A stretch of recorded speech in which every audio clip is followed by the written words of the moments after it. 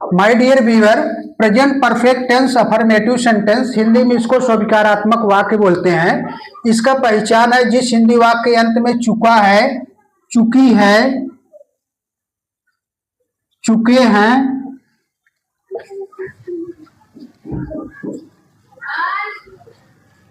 चुके हैं, या है,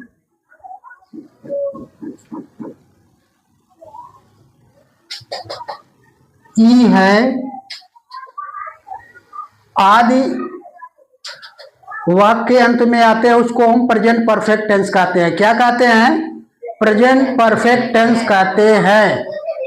जिस हिंदी वाक्य अंत में ता है, चुका है, चुकी है, चुके हैं, या है, ई है इत्यादि शब्द आते हैं, उसको हम present perfect tense affirmative sentence कहते हैं।